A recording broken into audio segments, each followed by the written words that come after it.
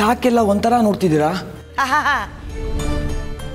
ಏನು ಗೊತ್ತಿಲ್ಲದವ್ರ ತರ ಹೇಗೆ ಕೇಳ್ತಾನೆ ನೋಡು. ಅಲ್ಲ ಕಣೋ ಬಂಗಾರಿ, ಇಷ್ಟು ದಿವಸ ವಿಚಿತ್ರವಾಗಿ ಆಡ್ತಾ ಇದ್ದೆ ನೀನು. ಸುನೀತಾ ಒಂದ್ಸರ್ತಿ ಆರತಿ ಕೊಡೋಕೆ ಬಂದ್ರೆ ನೂಕ್ಬಿಟ್ಟೆ. ಈಗ ಆರಾಮಾಗಿ ತಗೋತಾ ಇದೀಯಾ? ಹೌದು ಕಣೋ, ಅಮ್ಮನವ್ರನ್ನ ಕಂಡ್ರೇನೆ ಆಗಲ್ಲ ಅನ್ನೋ ಥರ ಆಡ್ತಿದ್ದೆ. ದೀಪ ಹಚ್ಚಿದ್ರೆ ಕಣ್ಣುರಿ ಅಂತಿದ್ದೆ. ಒಳ್ಳೆ ಮೈ ಮೇಲೆ ದೆವ್ವ ಬಂದವನ ಹಾಗೆ ಆಡ್ತಿದ್ದ. ಅದಕ್ಕೆ ಅಲ್ವಾ ಸುನೀತನ ಜೊತೆ ಜಗಳ ಆಡಿದ್ದು. ನಾನು ಸುನೀತಾ ಅವ್ರ ಜೊತೆ ಜಗಳ ಆಡ್ದಾ?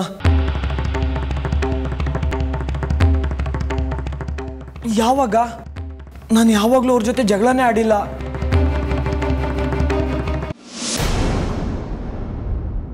ಏನು ಸಾಹೇಬ್ರು ಎಲ್ಲೋ ಹೊರಟಾಗಿದೆ? ಸದಾಶಿವಯ್ಯನವರು ಕೆಲಸ ಇದೆ ಅಂತ ಹೇಳಿದ್ರಲ್ಲ, ನೋಡ್ಕೊಬರೋಣ ಅಂತ ಹೋಗ್ತಿದ್ದೀನಿ. ನಿಜಾನೇನೋ? ನಿನಗೂ ಕೆಲಸ ಅಂತ ಒಂದು ಸಿಕ್ಬಿಟ್ರೆ ಹೆರಿಗೆ ಬಾಣಂತನಕ್ಕೆಲ್ಲ ಸಹಾಯ ಆಗತ್ತೆ. ಅಪ್ಪನಿಗೂ ಆಗ ಹಣಕಾಸಿನ ವಿಷಯದಲ್ಲಿ ನೆಮ್ಮದಿ ಆಗತ್ತೆ. ಅದಕ್ಕೆ ಅಲ್ವನೇ ಕೆಲಸ ಹುಡ್ತಿರೋದು. ನನ್ನ ಮಗುನ ಚೆನ್ನಾಗಿ ನೋಡ್ಕೋಬೇಕು ಅಂದ್ರೆ ದುಡಿಲೇಬೇಕಲ್ವಾ? ಆಹಾ, ಎಷ್ಟೆಲ್ಲ ವಿಚಾರಗಳನ್ನ ತಿಳ್ಕೊಂಡ್ಬಿಟ್ಟಿದ್ಯೋ. ಮೊದಲು ಹೋಗಿ ಅಮ್ಮನವ್ರ ಹತ್ರ ಆಶೀರ್ವಾದ ತಗೋ, ಎಲ್ಲ ಒಳ್ಳೇದಾಗತ್ತೆ. ಅಯ್ಯೋ ಅಯ್ಯೋ ಅಯ್ಯೋ, ಏನೋ ಬಂತು ನಿನ್ಗೆ? ಕಣ್ಣನ್ ನೆತ್ತಿ ಮೇಲೆ ಇಟ್ಕೊಂಡಿದ್ಯಾ? ನೋಡ್ಕೊಂಡು ಹೋಗಕ್ಕಾಗಲ್ವಾ? ಕ್ಷಮಿಸಿ ಅಜ್ಜಿ, ಒಂದು ಕೆಲಸ ಇದೆ ಅಂತ ಗೊತ್ತಾಗಿದೆ, ಅದು ನೋಡ್ಕೊಬರೋಣ ಅಂತ ಹೋಗ್ತಾ ಇದ್ದೀನಿ. ಏನದು? ಥೂ, ಒಳ್ಳೆ ಕೋತಿ ತರ ಮೈಯೆಲ್ಲ ಪರಚ್ಕೋತಾ ಇದೆಯಲ್ಲ, ಏನಾಗಿದೆ ನಿನಗೆ? ಮೈಯೆಲ್ಲ ಕಡಿತಿದೆ ಅಜ್ಜಿ, ಏನು ಅಂತ ಗೊತ್ತಿಲ್ಲ. ಅಜ್ಜಿ, ಈ ಬಟ್ಟೆನ ತೊಳೆದಿಲ್ವಾ?